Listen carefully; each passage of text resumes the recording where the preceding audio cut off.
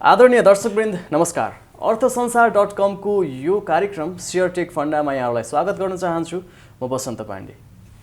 दर्शकवृन्द, यो कार्यक्रममा हामी अहिले शेयर बजार कुन अवस्थामा छ र आगामी दिनमा शेयर बजारको यात्रा कतातर्फको हुन सक्छ भन्ने कुरालाई विश्लेषण गर्नेछौँ। र यो छलफल र विश्लेषणको क्रममा हामीसँग हुनुहुनेछ प्रोभिडेन्ट मर्चेन्ट ब्याङ्किङका कार्यकारी प्रमुख डाक्टर विमल तिवारी सर। आउनुहोस् आजको यो एपिसोडमा उहाँलाई स्वागत गरौँ। सर नमस्कार। नमस्कार बसन्तजी।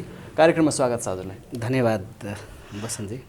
सर, आज एउटा जुन एमसिसीको कुरा आयो, आज धेरैजना विश्लेषकहरूले बजार जानकारहरूले पनि के भनेको पाइयो भन्दाखेरि आजको बजारको जुन उतार चढाव छ, बजार जसरी घटेर बन्द भयो, त्यसमा चाहिँ एमसिसी संसदमा टेबल हुने जुन कुरा थियो र फेरि त्यो आज टेबल नगर्ने, बरु त्यसलाई चाहिँ अलिकति केही दिन पर सार्ने भन्ने खालको जुन कुरा आयो, त्यसले चाहिँ प्रभाव पारेको भन्ने किसिमको विश्लेषणहरू भए।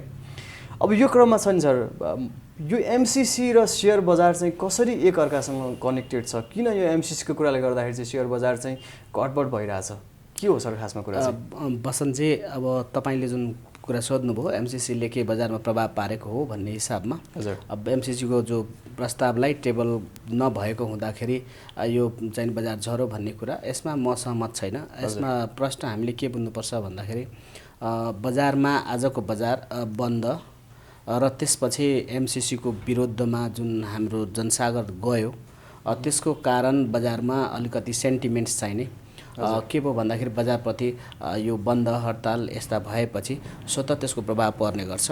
यो टेबल हुनु र नहुनुदेखिको होइन, यो एउटा मुद्दा हो।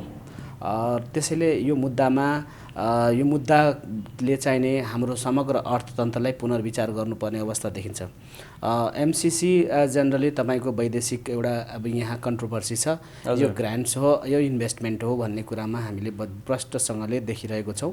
जसको विवाद छ, जनता बुझ्न चाहन्छन् अमेरिकाले यो ग्रान्ट्स हो या यो चाहिने तपाईँको इन्भेस्टमेन्ट अमेरिकन इन्भेस्टमेन्ट हो भन्ने कुरामा पब्लिक चाहिने बुझ्न चाहन्छ। यदि इन्भेस्टमेन्ट हो भने इन्भेस्टमेन्ट अनुसारको आउनुपर्ने हुन्छ, ग्रान्ट्स हो भने ग्रान्ट्सको तरिकामा हुनुपर्छ।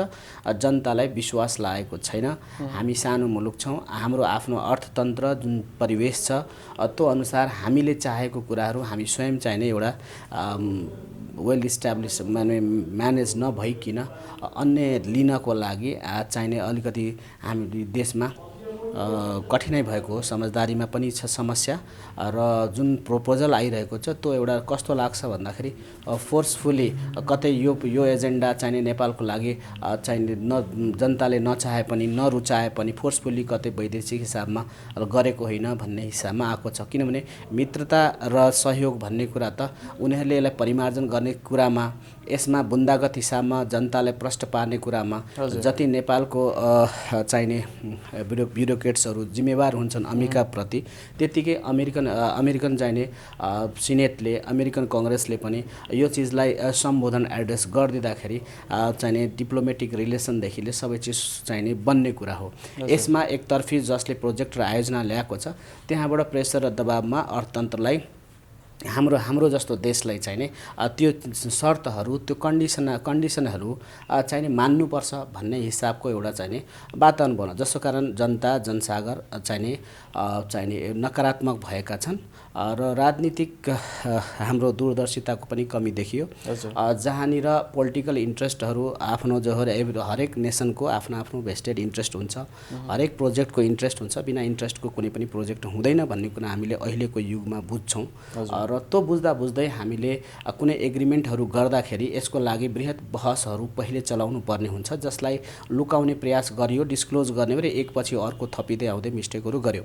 अर्थात् ओभरअल हामीले देख्यौँ भने हाम्रो देशमा चाहिने के देखिन्छ भन्दाखेरि रिसोर्स म्यानेजमेन्टदेखि लिएर तपाईँको इस्युज म्यानेजमेन्टदेखि लिएर ओभरअल हामी व्यवस्थापनको कमी देख्छौँ।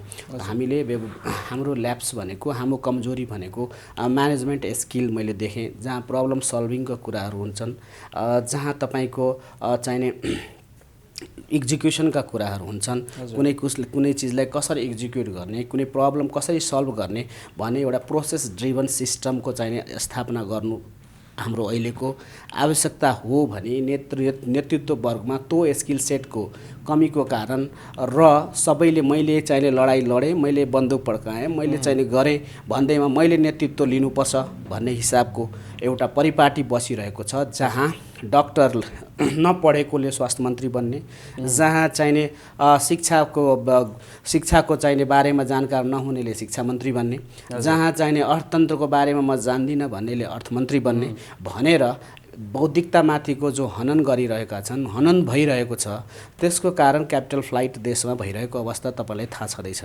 ह्युमन क्यापिटल फ्लाइटहरू देश फ्रस्ट्रेसनको बावजुद चाहिने देशबाट पलायन भएको हो।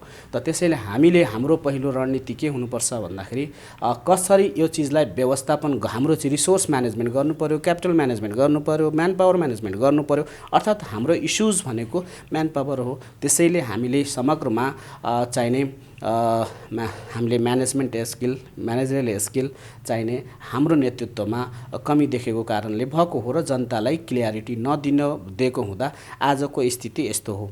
अब रह्यो टेबल गर्नु न टेबल गर्नु, यसमा बजारको एउटा ट्रेन्ड चलिरहेको अवस्थामा नेगेटिभ न्युज र नेगेटिभ एक्टिभिटीले इम्प्याक्ट त हल्का पारेकै हुन्छ समग्रमा, तर होलसेलमा एमसिसी नै हो मुद्दा भन्ने हिसाबमा अहिलेको ट्रेन्डलाई चाहिँ त्यसरी हामीले नबुझ्दै हुन्छ। हजुर, यो कतिपय त्यही त यो विषयमा चाहिँ यसको प्रष्ट स्पष्ट कुरा चाहिँ के रह्यो भन्दाखेरि एमसिसी पारित होस् या नहोस् त्यसले सेयर बजारमा त्यति ठुलो तात्विक भिन्नता पार्दैन, किनभनेदेखि सरको एनालाइसिस मैले त्यही बुझेँ, त्यति ठुलो तात्विक भिन्नता त्यसले पार्दैन। जुन किसिमले अहिले बजारमा त्यसलाई प्रचार गरिएको छ, एमसिसी चाहिँ अब पास नहुने भयो अथवा टेबल नहुने भयो, त्यही कारणले गर्दा सेयर बजार घट्यो, अथवा एमसिसी अब पास हुने भयो सेयर बजार बढ्छ भन्ने किसिमको जुन किसिमको एनालाइसिस गरिँदै आइएको छ, त्यो चाहिँ गलत प्र्याक्टिस हो। गलत प्र्याक्टिस होइन, यस्तो हो, त्यो न्युजले गर्दा त बजारको कुरा आज त्यो चिज त होइन, तर जहाँसम्म हो एमसिसी पास भइसकेपछि के हुन्छ भन्ने तपाईँको जो जिज्ञासा छ, त्यसमा हामीले के बुझ्नु पर्यो भने एमसिसी पास भइसकेपछि एमसिसी दुईवटा प्रोजेक्टको लागि कोर चाहिने फोकस गर्छ। एउटा रोड र ट्रान्समिसन लाइनको बारेमा यसले कुरा क्लियर गर्छ, र दोस्रो कुरा के हुन्छ भन्दाखेरि अलिकति त्यहाँ इम्प्लोइमेन्टको हामी अपर्च्युनिटी देख्न सक्छौँ। त यो टोटल दुई तिनवटा कुरा देखिसकेपछि हामीले के बुझ्नुपर्छ भन्दाखेरि अहिलेको विद्यमान अर्थतन्त्रमा हेर्दा हामी कोरोनाबाट सङ्क्रमित भएर आएको अवस्था छ, देशमा ठुलो पैसाले चुनावी माहौल लागेको अवस्था छ, देशको स्थिति जर्जर भएर सम्हाल्नुपर्ने अवस्था छ, त्यसमाथि नयाँ प्रोजेक्टहरू ल्याएर चाहिने यसलाई चाहिने गर्ने कुरा मुद्दाहरू आएर हामी चाहिने के भएको छौँ भन्दा आफ्नो मुद्दामा कन्सन्ट्रेट हुनुभन्दा अब चाहिने उता एमसिसीको मुद्दामा हामी फोकस भइरहेका छौँ। त्यसैले अब एमसिसी पास हुँदा यदि हामीले जुन पास हुने कुरा होस्, मलाई त लाग्दैन एमसिसी पास गर्छन् भन्ने हिसाबमा म मान्दिनँ, किनभने यो केही समय चाहिँ दिनुपर्छ, जुन समयमा यसलाई बृहत अझै छलफल चलाएर पारदर्शी हिसाबमा चाहिँ जानुपर्छ, किनभने अमेरिकासँगको जुन हाम्रो सम्बन्ध छ त्यो सम्बन्धमा पनि उनीहरूले पनि चाहिने उनीहरूको उत्तिकै दायित्व छ यो पब्लिकलाई किनभने सम्बन्धमा गर्नु या इन्डो पेसिफिक रणनीतिहरूका कुराहरू पनि आएका छन्। यी सबै चिजमा उसको रणनीति वास्तवमा इन्भेस्टमेन्ट हो, केही पिरियड हो या उसले लङ टर्मको लागि भेस्टेड इन्ट्रेस्ट हो, त्यो कुरामा उसले चाहिने छलफल गरेर पुरा या देशबीचको सहकार्य हो, त्यो हिसाबमा उसले चाहिँ प्रश्न पार्न जरुरी छ।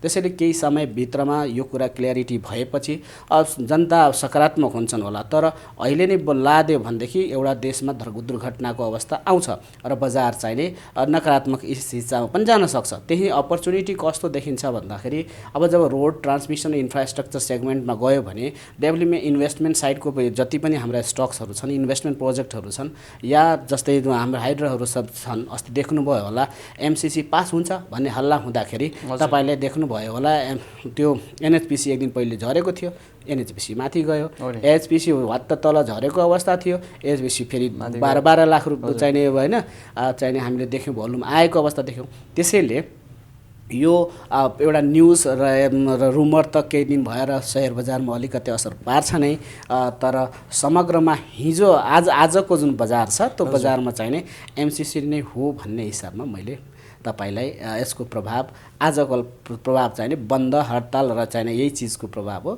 यसमा धेरै ठुलो प्रभाव पनि त छैन आज। हजुर, सानो अङ्क त्यति ठुलो अङ्कको गिरावट पनि छैन। अर्को कुरा छैन सर, यो जुन राष्ट्र ब्याङ्ककै दबाबमा राष्ट्र जस्तो कि ब्याङ्क तथा वित्तीय संस्थाहरूले त यस अघि पनि हाम्रो कस्ट अफ फन्ड बढ्छ होइन, त्यसले समग्र जुन वित्तीय प्रणालीकै ब्याज दरलाई झन् माथि लिएर जान्छ। त्योभन्दा बरु ब्याज दरलाई चाहिँ स्थिर राखौँ, बरु सकेदेखि घटौँ भन्ने किसिमको कुरा योभन्दा अघिल्लो महिना आएको थियो होइन। यो पटक चाहिँ राष्ट्र ब्याङ्ककै दबाबमा चाहिँ ब्याज दर बढाए निक्षेपमा ब्याङ्कहरूले भन्ने खालको कुराहरू आइरहँदाखेरि अब यो ब्याज दर त बढ्यो नि साँच्चीकै। हजुर, अब यसले चाहिँ वास्तवमा कतिसम्मको प्रभाव पार्न सक्ला? किनकि ब्याज दर 1%को हाराहारीमा ब्याज दर बढ्दै गर्दा त्यति ठुलो भिन्न के भन्छ प्रभाव पर्ला कि नपर्ला सेयर बजारमा? बसन्तजी, तपाईँले जुन प्रश्न सोध्नुभयो त्यसमा तपाईँले ब्याज दरको मात्रै कुरा गर्नुभयो, कुरा ट्रेजरी बिल्सको पनि तपाईँले यो बिचमा देख्नुभयो। राष्ट्र ब्याङ्कले चाहिने ट्रेजरी बिल्स जारी गरेको अवस्था देखियो।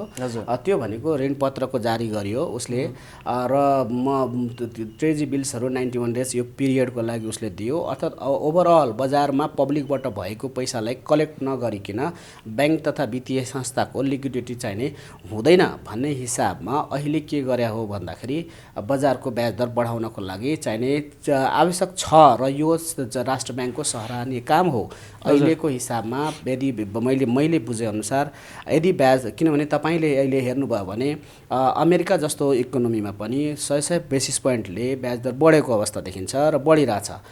किन बढिरहेछ? त्यसपछि भारत जस्तो देशमा पनि तपाईँको ब्याज दर बढ्न लागेको छ, बढिरहेछ, र ब्याज दर बढेकै कारणले भारत, चाइना, अमेरिकाले चाहिने के भयो भन्दाखेरि अहिले जुन कोरोनाको कारण मान्छेले आफ्नो जुन फिनान्सियल स्टेबिलिटीको लागि जो जनतालाई जो पैसा बाँडेका केसहरू थियो, घरभित्र राखेर जुन पैसा दिइरहेका अवस्थाहरू थियो, जुन नेपालमा अहिले भएन, मात्र एउटा चाहिने कर्जाको टाइम पिरियड बढाइदिने र बरु चाहिने ब्याज दरमा चाहिने अलि सहलियत दिने, तिर्ने चाहिने इन्स्टलमेन्टलाई गर्ने भन्ने जस्ता रणनीति लिइरहेको थियो राष्ट्र ब्याङ्कले भने अहिले आएर यो कुरालाई बुझेर कम्तीमा ब्याज दिँदाखेरि बजारमा चाहिने बजारबाट पैसा डिपोजिट कलेक्सन हुन्छ, र डिपोजिट कलेक्सन भयो भने ब्याजको कारण मान्छेले अरू चिजमा, लग्जरियस आइटममा, ल्यान्डमा यस्ता इन्भेस्टमेन्टहरू नगर्दा इक्विडिटी यस्तो ट्रान्जिसन फेजमा, यस्तो क्रुसियल फेजमा इकोनोमी ब्यालेन्स हुन्छ भन्ने रणनीतिको साथमा हो, जहाँ हामीले फरेन करेन्सीहरू, रिजर्भहरू डुबाउनु पर्दैन।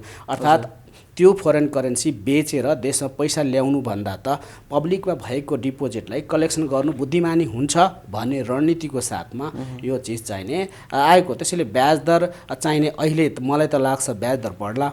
अब ब्याज दर बढ्ला, केही समयलाई ब्याज दर बढ्ला, साथमा हामीसँग चुनाव पनि छ, र चुनावको माहौलले पैसा इम्पावर पनि होला, अन्य बजेट पनि खर्चको कुराहरू थिए। अब यो कुराहरू छ, राष्ट्र ब्याङ्क पनि यसमा तयारी हुँदैछ। त्यहाँ थुप्रै इन्स्ट्रुमेन्ट छन्, तपाईँको मौद्रिक नीतिभित्रमा इन्स्ट्रुमेन्टहरू धेरै छन्, जहाँ चाहिने एउटा क्वान्टिटेटिभ इजिङको थ्रुबाट पैसाहरू चाहिने लिक्विडिटीको प्रभावलाई मोनिटर गर्न सक्छ।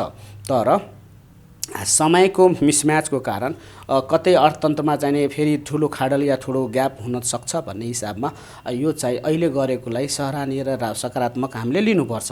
यसले अहिले हत्तपत्त त्यति बजारले एडजस्ट गरिसकेको अवस्था छ यतिको ब्याज दरलाई।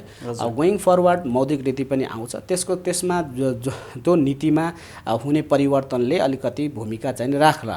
त्यसैले चाहिने बजारमा हामी के बुझ्छौँ भन्दाखेरि मौद्रिक नीतिको पर्खाइ छ, एकपटक पर्खाइ मौद्रिक नीति आउनुभन्दा पहिले बजारमा अलिकति बढ्न सक्छ, र मौद्रिक नीति आइसकेपछि फेरि मौद्रिक नीति जस्तो प्रकारको आउँछ त्यही अनुसारको फेरि बजारमा असर चाहिँ हुन्छ। यो मौद्रिक नीतिको जुन अर्धवार्षिक समीक्षा अब केही समयभित्रै हुनेवाला छ, त्यो कुरा राष्ट्र ब्याङ्कले भनिसकेको छ, राष्ट्र ब्याङ्कका पदाधिकारीहरूले। अब यो सरले भर्खरै जोडी पनि हाल्नुभयो, मौद्रिक नीतिको जुन अर्धवार्षिक समीक्षा पछि बजार चाहिँ कस्तो, त्यो त्यसको प्रभाव चाहिँ के पर्ला त्यो अर्धवार्षिक समीक्षाको बजारमा? यस्तो हेर्नुहोस्, यो समीक्षा हो होइन, समीक्षा हो। योभन्दा पहिले जस्तै 4-12 का कुरा थिए होइन, योभन्दा पहिले जो हामीले ब्याजमा चाहिने लगभग औसत ब्याज बेस रेटमा चाहिने औसत दरलाई मान्ने भन्ने कुराहरू भएको थियो। अनि त्यसपछि अब रेपो रेट घटाउने कुराहरूमा या सिआरआरलाई चाहिने हामीले कम गरेर भए पनि हामीले ओभरअल बजारको लिक्विडिटीको चाहिने समीक्षा गर्नु हो। एक्चुअली हाम्रो ग्रोथ, हाम्रो लिक्विडिटी अनि हामीसँग भएको क्यास र हामीसँग हाम्रो फरेन करेन्सीलाई कुन अवस्थामा छ भनेर यसलाई चाहिँ ओभरअल, त्यसपछि हामीले आगामी बिजनेस गर्नको लागि व्यापार गर्नको लागि लगभग चाहिने पैसा फेरि हाम्रो मनसुनहरूको हिसाबमा अब अहिले तपाईँको बजारमा चैत वैशाख बेलादेखि फेरि के हुन्छ भन्दाखेरि गहुँको सिजन हुन्छ, त्यसैले खाद्यान्नको कुराहरू जोडिन्छ। त्यसैले यसमा ओभरअल एग्रिकल्चरको इनपुटदेखि लिएर सबै चिजले गर्दा एउटा इकोनोमीको समीक्षा गर्नुपर्छ। त्यसैले अहिले यो बिचमा फेरि कन्फ्लिक्टहरू धेरै भए, त्यसको कारण पनि समीक्षा आवश्यक हो र समीक्षा चाहिने जुन गर्दैछ त्यसले चाहिने सकारात्मकै एउटा चाहिने देला। केही परिवर्तन जस्तै अहिलेको तपाईँले देख्नु भएको छ कि क्रिप्टो करेन्सीका कुराहरू पनि आएका छन्। डेफिनेटली राष्ट्र ब्याङ्कको च्यालेन्ज आएको छ, किनभने हाम्रो छिमेकी मुलुकमा क्रिप्टो करेन्सीलाई वैधानिकतातिर गइरहेको अवस्था र त्यहाँनिर गएर यसलाई डिजिटल करेन्सी प्राइभेट क्रिप्टो करेन्सीहरू फर्महरू जसले चाहिँ रिस्क बढाएका छन् बजारमा, जसले पैसा फन्ड कलेक्सन गरेर थुप्रै मान्छे डुबेका छन्। अहिले मेरो साथीहरू पनि थुप्रैजना छन् जसले बजारमा क्रिप्टो करेन्सीको बारेमा नबुझेर पनि फ्रड चाहिने प्राइभेट एजेन्सी एक्सचेन्ज मार्फतबाट ट्रेड गराएर त्यहाँबाट पैसाहरू हाल्ने गर्छन् र बजारमा डुब्ने गर्छन्। त्यसैले त्यसलाई बचाउनको लागि राष्ट्र ब्याङ्कले एउटा नीति ल्याउनुपर्छ। नियमन गर्ने कुराहरूमा अब जस्तै अब इन्डियामा पनि 30% ट्याक्स तिरेर अहिले क्रिप्टो करेन्सीलाई चाहिने investment part of the investment एभेन्युजको रूपमा अवसर दियो। तर बेचेर ल्याइसकेको क्यापिटलमा 30% ट्याक्स लिने भनेपछि मान्छेले यस्तो इन्भेस्टमेन्ट चाहिने हत्तपत्त गर्दैन भन्ने सोचको साथमा चाहिने छ। साथैमा उनीहरूले डिजिटल करेन्सी स्वयं लन्च गर्ने भन्ने कुराहरू छ। हुनसक्छ अब भारत छिमेकी छेउमा छ त सिखो पनि गर्नु पर्यो, सुरक्षा पनि हुनु पर्यो। त्यसैले त्यो चिजहरूलाई पनि राष्ट्र ब्याङ्कको मौद्रिक नीतिले समेट्ला भन्ने चाहिने मैले अपेक्षा गरेको छु। सर, बजारमा देखिएका जल्ला बल्ला कन्टेम्पोरेरी इस्युहरूमा हामीले कुरा गरिहाल्यौँ। अब योभन्दा अगाडिको हाम्रो एपिसोडमा हामीले के भनेका थियौँ, सरले के भन्नुभएको थियो भनेदेखि बजार अब एकदमै धेरै नै बजार खस्यो भने पनि बजार 2650 देखि 2630को हाराहारीसम्म आउन सक्ला, एकदमै वर्स्ट सिचुएसनमा। त्यो बेला हामीले कुरा गर्दै गर्दा बजार लगभग 2800को हाराहारीमा 2800 भन्दा अझै माथि बजार रहिरहेको अवस्थामा हामीले कुरा गर्दै गर्दाखेरि अब बजार चाहिँ अलिकति यो 2730 देखि 2740को एरियामा अथवा 2730को एरियामा चाहिँ बजार आइपुगेर त्यहाँबाट फर्किन सक्ने सम्भावना छ भन्ने किसिमको हाम्रो निष्कर्ष रहेको थियो। अब यो अहिलेको अवस्थामा हेर्दाखेरि चाहिँ आगामी दिनहरूमा चाहिँ बजार चाहिँ कता जाने देखिन्छ प्राविधिक रूपमा हेर्दाखेरि, र लगानीकर्ताहरू चाहिँ कुन कुन बिन्दुमा सचेत हुनुपर्ने खालको अवस्था छ भन्ने कुरालाई अलिकति समीक्षा गर्नु सर, प्राविधिक चार्ट हेरेर। हामीले समीक्षा गर्दा हुन त हामीले हाम्रो लगानीकर्ता दर्शकवृन्दलाई 17 जनवरीमै मैले चाहिने बजारमा सजग गराएको थिएँ र बजारमा अब सजग हुने बेला आयो। यहाँबाट बजारले ट्रेन्ड चाहिने चेन्ज गर्छ र बजारमा अलिकति केही समयपछि फेरि त अलिकति सुधार भएर अनि बजारले करेक्सन हुन्छ। त्यही हिसाबमा लगभग 2 हप्ता म तपाईँसँग छुटेको थिएँ। त्यहाँबाट बजारले चाहिने एउटा बिन्दुमा आयो जहाँ त्यही हिसाबको 2880को बिन्दुलाई पार गरिसकेपछि बजार चाहिने लगभग 2900को बिन्दुलाई टच गर्न खोजेको अवस्था देखियो। हजुर, त्यस बिन्दुमा जब बजारले 2870को हिसाबमा बजार गइरहेको थियो अनि तपाईले मलाई जुन प्रश्न सोध्नुभयो कि सर के हुन्छ भन्ने हिसाबमा मेरो थियो बजार यो बिन्दुमा 2832को बिन्दुमा 3032को बिन्दुबाट बजार यहीँबाट फर्किन्छ या बजार यहाँबाट अलिकति तल झर्यो भनेदेखि बजार गएर 2730 मा जान्छ र बढी वर्स्ट सिनारियो भयो भने 2600 को हामीले रेन्ज दिएको थियौं कि 2600 लगभग 2640 सम्मको बिन्दुमा बजार चाहिने होला। तर यहाँ के भयो भन्दा तपाईको 2692 लाई टेस्ट गरेर बजार अहिले आएर बजार चाहिने भने जस्तै 2733 को बिन्दुमा आएर आज क्लोज आउट पनि दिएको अवस्था देखिन्छ। यहाँ हामीले के देख्छौं भन्दाखेरि बजारमा बजार झर्यो आएर 2 दिनमा आएर बाउन्स ब्याक भयो। तपाईले एमसीसी कै मुद्दाको पनि कारण जहिले हामीले कुरा गर्यौं त्यो पनि न्यूज हुन सक्छ र बजार चाहिँ झरिरहेको थियो। तर कुरा त्यस्तो होइन। कुरा के हो भन्दा जब हामीले बजारलाई 3200 को बजार जब हामी देख्छौं झरेर आएको त्यो बजारको रेन्जमा जुन हामीले देख्छौं बजार जो झरेको बजार त्यसको जो एउटा वेब भोल्युम डाइभर्जेन्सको कुरा हामीले गर्नुपर्ने हुन्छ। त्यो एनालाइसिस गर्दा हामी के देख्छौं भन्दा कि बजारमा बजार तल झर्छ अनि झरिसकेपछि एउटा सानो रूपमा माथि चढ्यो र बजारको जुन झराइ थियो त्यसपछि धेरै लो फोर्समा तल आएर बजारले करेक्सन गर्न खोज्यो र बजार करेक्सन गर्न खोज्दा खोज्दै बजार नसम्लेर बजार तलतिर झरेको अवस्था थियो। त के देखिन्छ भन्दाखेरि पहिलो जुन फर्स्ट जुन झराइ थियो त्यो झराइभन्दा यो अहिलेको झराइ अलि सुध्रिएको र अलि छिटो रिकभर भएर बजार चाहिँ बाउन्स ब्याक भएको अवस्था देखिन्छ। यो बाउन्स ब्याक भइसकेपछि बजार तलतिर नजान चाहेको मानसिकता हामीले बोकेको प्रष्ट देख्छौँ। अर्थात् बजारले सानो रिकभर गरेको छ र बजारले सानो रिकभर गर्न खोजेको छ र खोज्दा खोज्दै अहिले अब यो 2 दिनको रिकभर पछि एउटा हुन त बजारमा यदि भन्ने हो भनेदेखि अब हामीले एउटा लङ वेभको एक्सपेक्टेसन गर्न सक्छौँ। लामो वेभ चाहिँ आउन सक्छ भन्ने कुरा हामीले चाहिँ बुझ्नुपर्छ। तर हामीसँग के छ भन्दाखेरि धेरै नकारात्मकको बिचमा हामी सकारात्मकताको खोजी गर्दैछौँ। त्यसैले संयम राख्दै ट्रेन्ड हेरेर ट्रेड गरेको बुद्धिमानी हुन्छ भन्ने कुरा हामीले चाहिँ बुझ्नुपर्ने हुन्छ हैन। त्यसैले यो सानो करेक्सन पछि चाहिँ बजारले एउटा लामो ट्रेन्ड पनि दिन्छ कि भन्ने हिसाबमा मेरो बुझाइ छ। तर अब हेरौँ देशको सरकुन्डा सेयर बजार हो, हामीले आफ्नो टार्गेटमा बस्नुपर्छ। यसको भायबिलिटी हेर्ने हो भनेदेखि हामीले 2640 को बेन्चमार्कमा हामी देख्नुपर्छ। वस सिनारियोलाई हामीले जुम गरेर हिँड्नुपर्ने हुन्छ। त्यस्तै अलिकति अझै वस सिनारियो यदि हामी हेर्नु 2520 योभन्दा बढी हाम्रो बजार चाहिँ त्यति जाने फोर्स देखिँदैन। तर अहिलेको बजारलाई हेर्दाखेरि बजार चाहिँ साइडवेजमा जाने र बजारले एउटा लामो ट्रेन्ड केही समयको लागि बजारले निर्धारण गर्नुपर्ने पनि देखिन्छ। त्यसैले हामी हेर्दै जाउँ के हुन्छ बजारमा, त्यही अनुसार ट्रेन्ड अनुसारको ट्रेड गर्नुपर्छ। तत्काललाई चाहिँ बजार साइडवेज जान सक्ने किसिमको सम्भावना देखियो। तत्कालको लागि बजार सानो करेक्सन पछि चाहिने अनि ठुलो छलाङ हान्नुपर्ने अवस्था हो। तर के छ भन्दाखेरि यो रुमरको बिचमा बजार कतै आफूलाई, किनभने झर्नु थियो भने झरिसकेका हुन्थ्यो।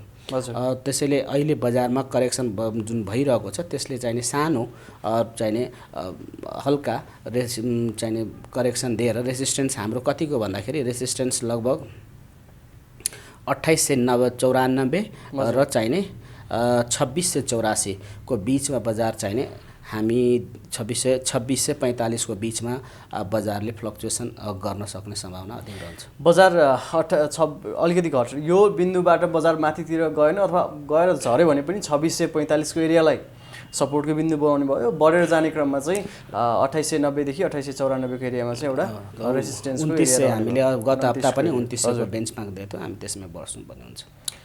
सरले भनिहाल्नुभयो 2900 क्रस नगरिकन बजारको चाहिँ कन्फिडेन्स लेभल बजारमा आउँदैन। बजारमा त्योभन्दा माथि जान सक्ने सम्भावना, यदि बजार माथि जानु छ भनेदेखि 2900 को लेभललाई चाहिँ अब ब्रेक गर्नु पर्यो। त्यसपछि मात्रै बजारको एउटा राम्रो र्याली आउन सक्ने किसिमको सम्भावना देखिन्छ। सर अब यो यतिखेर चाहिँ सरले भनिहाल्नुभयो अलिकति त बजार बढ्ने नै किसिमको सम्भावना देखियो। जस्तो कि 2900 सम्म मात्रै पुग्छ भने पनि अहिले बजार 2730 को हाराहारीमा रहँदै गर्दा त्यहाँ 150 अङ्कभन्दा बढीको ग्रोथ हुन सक्ने सम्भावना देखियो। भनेपछि अब यो क्रममा चाहिँ कुनै त्यस्ता स्टकहरू छन् जुन स्टकहरूमा चाहिँ लगानीकर्ताहरूले ध्यान दिनुपर्ने अथवा त्यो बढ्न सक्ने खालका कुनै स्टकहरू छन्? बजारमा दुईटा कुरा बुझ्न जरुरी छ। एउटा म स्टक पनि तपाईलाई देखाउँछु। हजुर।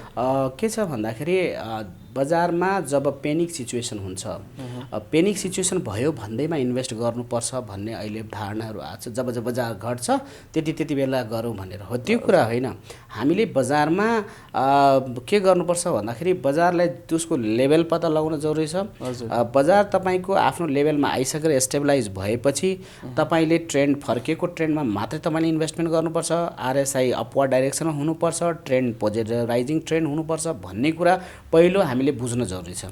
र त्यसरी हामीले बुझिसकेपछि बजारमा हतपत घाटा पनि हुँदैन। र तपाईले जुन स्टक्सहरू भन्नुभयो अब अहिले नै तुरुन्तै इफेक्ट, जस्तै अहिले एमसिसीको मुद्दा आयो आजै हो यही हो लास्ट पोइन्ट यहाँबाट घट्दैन भन्ने कुरा सेयर बजारमा भन्ने त्यो कुरा हुँदैन। एकपटक ट्रेन्ड भाँचिसकेपछि हामी सजग भएरै हामीले ट्रेड गर्नुपर्ने हुन्छ। हजुर।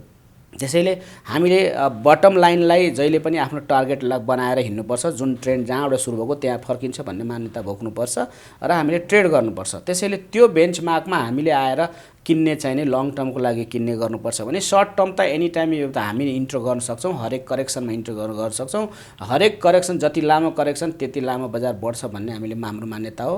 त्यसरी जानु पर्यो। अब तपाईँले प्रश्न गर्नुभयो सर कुन कुन स्टकमा राम्रा चाहिँ अहिले ट्रेडै गर्नु पर्यो भने, सर्ट टर्मको ट्रेडरहरूले हेर्नु पर्यो भने, पोजिसन बनाउनु पर्यो भने, मार्केटको मुभ अनुसार जानु पर्यो भने भन्ने जुन जिज्ञासा छ त्यसको लागि मैले योभन्दा सबभन्दा पहिले साथीहरूलाई मैले के भनेको थिएँ भन्दा तपाईँहरूले भोल्युम अलर्ट हेर्नु होला कि भोल्युम कुन कुन सेगमेन्टमा कुन कुन सेक्टरमा आयो, त्यसपछि पर्टिकुलर चाहिने स्क्रिप्टमा पनि गएर हेर्न सक्नुहुन्छ। अनि आफूले मूल्य जुन 52 दिनको 52 डेजको जुन प्राइस छ त्यो प्राइसको औसत लाइनको तल बटम लाइनमा कुन चाहिने आएको छ भन्ने लगभग छुन कुन लागेछ त्यो हिसाबमा हामीले लिनुपर्छ।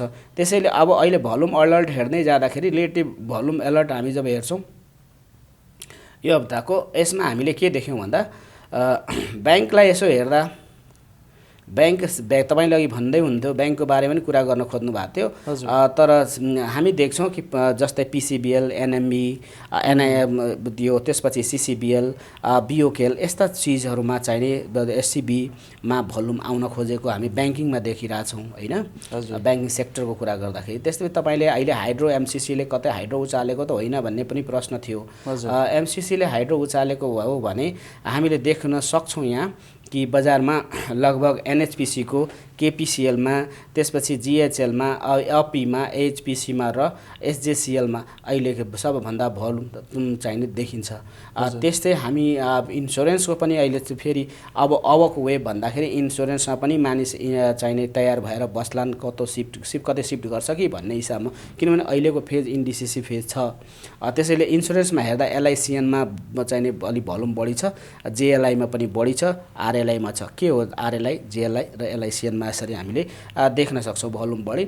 त्यस्तै हामी नन लाइफ इन्सुरेन्सको पनि तपाईँले भन्नु होला कि के हो भन्नुभयो भने मैले के भन्छु भने युआइसीको आज जुन हामीले ट्रेड देखेको छौँ त्यो लगभग 690%ले चाहिने बजार बढेको अवस्था देखिन्छ। त अचानक के छ भन्ने कुरा अब हामी सजग भएर यसको ट्रेन्डलाई भोलिको आज त हेरौँ कुन बेच्ने लक्ष्यको साथ बढाइएको थियो या भोलि पनि यो बढ्छ भन्ने हिसाबमा एसआइसीमा र चाहिने युआइसी, एसआइसीमा अलिक थोरै छ, एनआइसिएल यो 3वटा सेयर चाहिने मैले देखिरहेको छु आज बजारमा ठुलो भोल्युमको साथमा आयो। यसै गरी अन्य सेक्टरमा हेर्दाखेरि अब इन्भेस्टमेन्ट सेक्टरलाई पनि हेरिदिउँ। इन्भेस्टमेन्टमा के भयो भनेर नेफ्रामा एचआइडिसिएलमा अलिकति छ, एचआइडिसिएलको अक्सन पनि छ क्यार होइन, तर बजारमा पनि पाइरहेको छ। त्यसैले हामी निफ्रामा र यसमा फेरि आउन खोजेको अवस्था देख्छौँ। अब तपाईँले भन्नुभयो सिग्नलको कुरा गर्दाखेरि अब तपाईँले बजारमा हेर्नुभयो भने बुलिस हरामीलाई हामीले मानौँ होइन, त्यो कुनै पनि छैन। बुलिस इन्गल्फीमा एससिबी, पिएलआइसी र चाहिने जेएसएलबीबी, युआइसी आज देखिरहेछ होइन। त्यस्तै तपाईँले यसरी हामीले हेर्दा मर्निङ स्टार कुनमा आयो भनेर हेर्दाखेरि मर्निङ स्टार कुनै पनि देखिँदैन। त्यस्तै हामीले राइजिङ विन्डो यसरी हेर्दा जिएलबिएसएलमा छ र त्यसपछि बुलिस किकर चाहिने छैन। यसरी हामीले सेयरलाई हामी फिल्टर गरेर पनि हेर्न सक्छौँ कुनमा इन्भर्टेड ह्यामर पनि छैन। समग्रमा हेर्दाखेरि 3 वाइट सोल्डर बनाउनेहरूमा आरएलआई, केएमसिबिडी, जेएलआई, एसएलबिबिएल, एनटिसीमा पनि देखिरहेको छौँ। अब र समग्रमा हेर्दाखेरि मैले तपाईँलाई गर्दाखेरि बुलिस मारुगुजु, जेएसएलबिबी र त्यसपछि चाहिने बुलिस इन्गल्फिङ देखिन्छ। यो 2-3वटा सेयर चाहिँ हामीले छनौट गरेर राख्न सक्छौँ स्टकमा। समग्रमा चार्ट हेरेर भोल्युम हेरेर साथीहरूले किन्न सक्नुहुन्छ। मैले अहिले भोल्युम पनि देखाएँ। अब हामी कार्यक्रमको लगभग अन्तिममा पनि छौँ सर। अब जुन यो हप्ताको आज अब भोलि एक दिन कारोबार बाँकी छ र त्यसपछि अब आउने दिनहरूमा चाहिँ लगानीकर्ताहरूले विशेष गरी ख्याल गर्नुपर्ने कुरा आउँदो हप्ता र यो भोलिको दिनमा र आउँदो हप्तामा चाहिँ ख्याल गर्नुपर्ने कुरा, ध्यान दिनुपर्ने कुराहरू चाहिँ अलिकति पोइन्ट वाइज 1 2 3 गरेर भन्नुपर्दा के हुन सक्छ सर? पोइन्ट वाइज मैले इन्भेस्ट नगर्ने साथीहरूले 2-3 दिन ट्रेन्ड हेर्नुपर्ने हुन्छ। हजुर, हेरेर कन्फर्मेसन कल आएपछि मात्रै हाल्नु होला। हुन त हिजो एउटा कन्फर्मेसन गर्थ्यो, बोलिन्जर ब्यान्ड लगाउने कन्फर्मेसन कल आउँछ, हजुर किन्नु होला। टार्गेट रेन्जमा बेच्नु होला, मौका दिन सक्छ।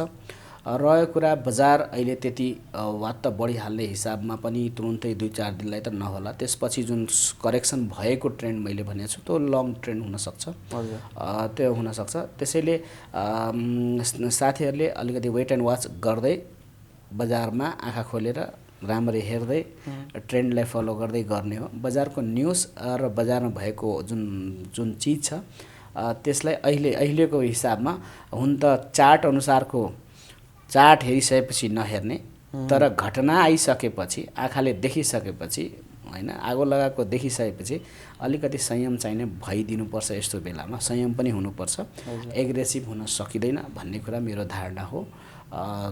त्यो छ, तर ट्रेडरले ट्रेन्डमा बस्न जान्नुपर्छ, टार्गेटमा निस्कन स्टप लस सहित निस्कनुपर्छ। यति सुझावसहित मैले तपाईँलाई अब ग्राहकलाई फेरि म अर्को हप्ता हामी चाहिँ फेरि भेटौँला, निरन्तर बस्न। यो हप्ता अलिकति हिजो मेरो व्यक्तिगत कारण मैले आउन सकिनँ, त्यसैले आज बुधबार हजुर हामी यो भिडियो बनाउँदैछौँ। धन्यवाद। दर्शकवृन्द, प्राय हामी कार्यक्रम चाहिँ मङ्गलबार प्रसारण गर्ने गर्छौँ। एउटा अर्को विशेष जानकारी पनि दिन चाहे यहाँहरूलाई, जुन हाम्रो विमल तिवारी सर संलग्न भएको संस्था प्रोभिडेन्ट मर्चेन्ट ब्याङ्किङले चाहिँ पोर्टफोलियो म्यानेजमेन्टको काम पनि गर्ने गर्छ। तपाईँलाई चाहिँ सेयर बजारमा तपाईँ पर्याप्त समय दिन सक्नुहुन्न, अथवा सेयर बजारको बारेमा तपाईँलाई जानकारी छैन, लगानी गर्न मन छ, त्यसपछि अथवा तपाईँले लगानी गरिरहनु भएको छ तर भने जस्तो राम्रो गर्न सकिरहनु भएको छैन, झन् सेयरमा लगानी गरेर डुबिरहनु भएको छ, तपाईँले किनेपछि घट्ने अनि त्यसपछि बेचेपछि बढ्ने त्यस्तो किसिमको भइरहेछ भनेदेखि तपाईँले त्यो किसिमको प्रेसर आफूले नलिएर आफूसँग भएको फन्ड चाहिँ प्रोभिडेन्ट मर्चेन्ट ब्याङ्किङलाई जिम्मा लगाइदिनु भयो भनेदेखि उहाँहरूले चाहिँ तपाईँको लागि उहाँहरूले काम गरिदिनुहुन्छ र तपाईँको जुन इन्भेस्टमेन्ट छ तपाईँको पोर्टफोलियोलाई चाहिँ उहाँहरूले चाहिँ बढाइदिनुहुन्छ। र त्यसको लागि तपाईँहरू सम्पर्क गर्न चाहनुहुन्छ भनेदेखि यो भिडियोको कमेन्टमा तपाईँले लेख्न सक्नुहुन्छ, त्यहाँबाट तपाईँले चाहिँ सम्पर्क नम्बरहरू अथवा सम्पर्क कसरी गर्ने भन्ने चाहिँ जानकारी प्राप्त गर्नुहुनेछ भन्दै आजको यो कार्यक्रम कस्तो लाग्यो तपाईँहरूलाई पक्कै पनि जानकारीमूलक रह्यो होला भन्ने हामीले अपेक्षा गरेका छौँ। तपाईँका केही सल्लाह सुझाव या प्रतिक्रियाहरू छन् भनेदेखि कमेन्ट बक्समा लेख्नुहोला र यदि अर्थसंसार.com लाई सब्सक्राइब गर्नुभएको छैन भने सब्सक्राइब गर्नुहुन अनुरोध गर्दै आजको यो एपिसोडबाट हाम्रा विश्लेषक प्रोभिडेन्ट मर्चेन्ट ब्याङ्किङका प्रमुख डाक्टर विमल तिवारी सरसँगै यो अर्थसंसारको प्राविधिक युनिटको साथमा म बसन्त पाण्डे पनि बिदा हुन चाहन्छु। नमस्कार।